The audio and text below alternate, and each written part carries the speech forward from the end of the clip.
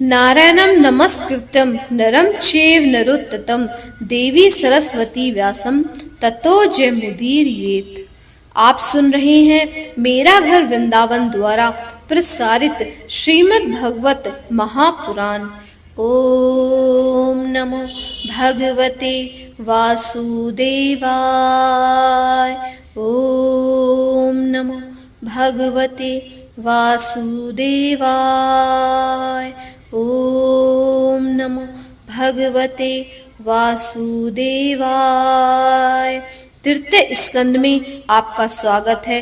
तृतीय स्कंद के इस एपिसोड में आप सुनेंगे 12वां अध्याय। तो चलिए कथा आरंभ करते हैं। इससे पहले मेरा आपसे अनुरोध है कि मेरा घर वृंदावन हिंदू रीति रिवाज सनातन धर्म के प्रसार के लिए बहुत प्रयत्न कर रहा है। इस यात्रा में अब हमें आप सभी के सहयोग की और अधिक आवश्यकता है, ताकि हम अपने वेदों, पुराणों, उपनिषदों और शास्त्रों आदि का ऑडियो बुक के रूप में पुनः संकलन कर आने वाली पीढ़ियों के लिए इन्हें संरक्षित कर सकें। तो आइए इस बेहद शुभ कार्य को साकार करने हेतु हम सभी साथ मिलकर इस जिम्मेदारी को निभाते हैं। इस शुभ कार्य में आपसे निवेदन है कि हमारे चैनल मेरा घर वृंदावन को सब्सक्राइब कर लें। तो प्रिय भक्तजनों, आइए 12वें अध्याय का श्रवण करते हैं। इस अध्याय में सृष्टि का विस्तार। श्री मैत्रेय जी कहते हैं, विदुर जी, यहाँ तक मैंने आपको भगवान की काल रूप महिमा सुनाई। अब जिस प्रकार ब्रह्मा जी ने जगत की रचना की वह सुनिए। सबसे पहले उन्होंने अज्ञान की 5 वृत्तियों तम, अविद्या, मोह, अस्मिता, महामोह, राग, तामिश्र, द्वेष और अंध तामिश्र अभिनिवेश रची। किंतु इस अत्यंत पापमय सृष्टि को देखकर उन्हें प्रसन्नता नहीं हुई। तब उन्होंने अपने मन को भगवान के ध्यान से पवित्र कर उससे दूसरी रचना की।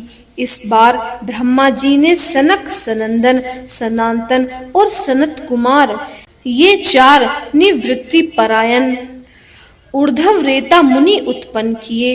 अपने इन पुत्रों से ब्रह्मा जी ने कहा, पुत्रों, तुम लोग सृष्टि उत्पन्न करो।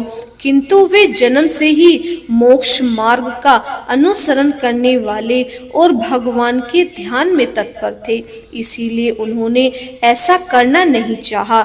जब ब्रह्मा जी ने देखा कि मेरी आज्ञा न मानकर ये मेरे पुत्र मेरा तिरस्कार कर रहे हैं, तब उन्हें असहज क्रोध आया। उन्होंने उसे रोकने का प्रयत्न किया, किंतु बुद्धि द्वारा उनके बहुत रोकने पर भी वह क्रोध तत्काल प्रजापति की बाहों के बीच में एक नील, लोहित नील और लाल रंग के बालक के रूप में प्रकट हो गया।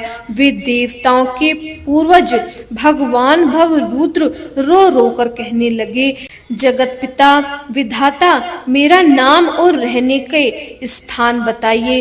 तब कमल योगिनी भगवान ब्रह्मा ने उस बालक की प्रार्थना पूर्ण करने के लिए मधुर वाणी में कहा, रो मत, मैं अभी तुम्हारी इच्छा पूरी करता हूँ। देव श्रेष्ठ, तुम जन्म लेते ही बालक के समान फूट फूट कर रोने लगे, इसीलिए प्रजा तुम्हें रुद्र नाम से पुकारेगी।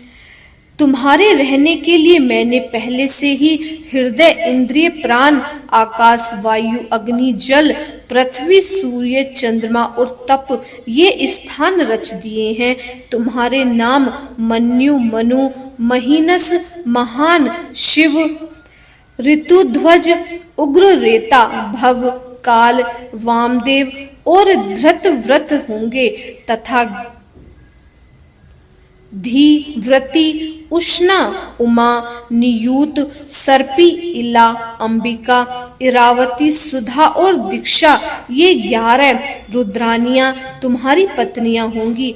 तुम उपयुक्त नाम, स्थान और स्त्रियों को स्वीकार करो और इनके द्वारा बहुत ही प्रजा उत्पन्न करो, क्योंकि तुम प्रजापति हो। लोकपिता ब्रह्मा जी से ऐसी आज्ञा पाकर भगवान नील लोहित बल आकार और स्वभाव में अपने ही जैसे ही प्रजा उत्पन्न करने लगे। भगवान रुद्र के द्वारा उत्पन्न हुए उन रुद्रों को असंख्य यूथ बनाकर सारे संसार को भक्षण करते देख ब्रह्मा जी को बड़ी शंका हुई।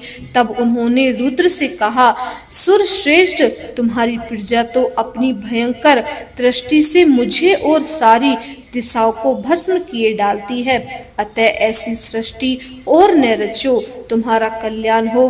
अब तुम समस्त प्राणियों को सुख देने के लिए तप करो, फिर उस तप के प्रभाव से ही तुम पूर्वव्रत इस संसार की रचना करना। पुरुष तप के द्वारा ही इंद्रियातीत सर्वमांतरमयी ज्योति स्वरूप श्री हरि को सुगमता से प्राप्त कर सकता है। श्री मैत्रेय जी कहते हैं, जब ब्रह्मा जी ने ऐसी आज्ञा दी तब रुद्र ने बहुत अच्छा कहकर उसे सरोधार्य किया और फिर उनकी अनुमति लेकर तथा उनकी परिक्रमा करके वे तपस्या करने के लिए वन में चले गए। इसके पश्चात जब भगवान की शक्ति से उत्पन्न ब्रह्मा जी ने सृष्टि के लिए संकल्प किया तब उनके 10 पुत्र और उत्पन्न हुए। उनसे लोक की बहुत वृद्धि हुई। उनके नाम मरीच, अत्रि, अंगिरा, पुलस्त्य, पुलह, कर्तु, भृगु, विशिष्ट, दक्ष और 10वें नारद थे। उनमें नारद जी प्रजापति ब्रह्मा जी की गोद से, दक्ष अंगूठे से, वष्टि प्राण से, भृगु त्वचा से, क्रतु हाथ से, पुलह नाभि से, पुलस्तस्य ऋषि कानों से, अंगिरा मुख से, अत्रि नेत्रों से और मरीचि मन से उत्पन्न हुए थे। फिर उनके दाएं स्तन से धर्म उत्पन्न हुआ, जिसकी पत्नी मूर्ति से स्वयं नारायण अवतरण हुए तथा उनकी पीठ से अधर्म का जन्म हुआ और उससे संसार की भयभीत करने वाला मृत्यु उत्पन्न हुआ। इसी प्रकार ब्रह्मा जी के हृदय से काम, बाहों से क्रोध, नीचे के होंठ से लोभ, मुख से वाणी की अधिष्ठात्री देवी सरस्वती, लिंग से समुद्र, गुदा से पाप का निवास स्थान, राक्षसों का अधिपति, छाया से देवहूति के पति भगवान कर्दमजी उत्पन्न हुए। इस तरह यह सारा जगत कर्ता ब्रह्मा जी के शरीर और मन से उत्पन्न हुआ। विदुर जी भगवान ब्रह्मा जी की कन्या सरस्वती बड़ी ही सुकुमारी और मनोहर थी। हमने सुना है एक बार उसे देखकर ब्रह्मा जी काम मोहित हो गए थे, यद्यपि वह स्वयं वासनाहीन थी। उन्हें ऐसा अधर्म संकल्प करते देख उनके पुत्र मरीचि आदि ऋषियों ने उन्हें विश्वास पूर्वक समझाया, पिताजी आप समर्थ हैं, फिर भी आपने मन से उत्पन्न हुए काम के वेग को न रोककर पुत्री गमन जैसा दुस्तर पाप करने का संकल्प कर रहे हैं। ऐसा तो आपसे पूर्णवर्ती किसी भी ब्रह्मा ने नहीं किया और ना ही आगे ही कोई करेगा। जगत गुरु, आप जैसे तपस्वी पुरुषों को भी ऐसा काम शोभा नहीं देता, क्योंकि आप लोग के आचरणों का अनुसरण करने से ही संसार का कल्याण होता है। जिन श्री हरि ने अपने स्वरूप में स्थित इस जगत को अपने ही तेज से प्रकट किया है, उन्हें नमस्कार है। इस समय वे ही धर्म की रक्षा कर सकते हैं। अपने पुत्र मरीचि आदि प्रजापतियों को अपने सामने इस प्रकार कहते देख प्रजापतियों के पिता ब्रह्मा जी बड़े लज्जित हुए और उन्होंने उस शरीर को उसी समय छोड़ दिया।